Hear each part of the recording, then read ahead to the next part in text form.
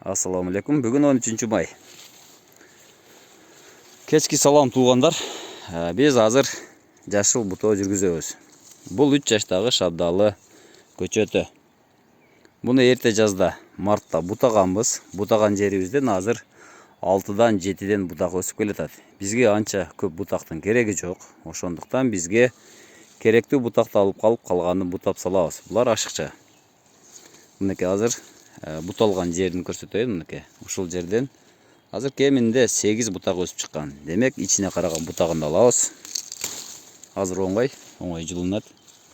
Мына да ичине карап тур, муну да алабыз. Бул коштук болуп жарышып жатат. Муну да алабыз.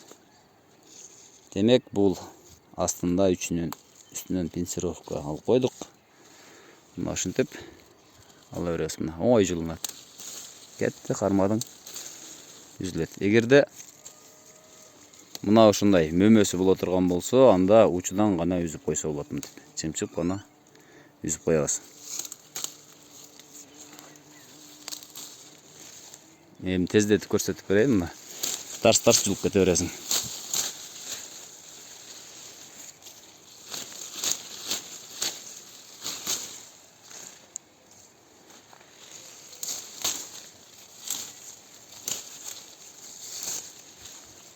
Шыпырып ичин тазалап койдук. Мынакей ачылып калды. Көрдүңүздөрбү?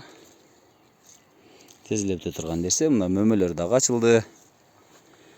Малинага дагы көлөкө түшпөйт, өзүнө дагы көлөкө түшпөйт. Анча-мынча оорубайт.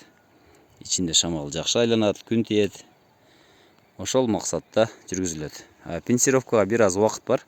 Азыр мына 2 карыч өскөн болсо 40 см.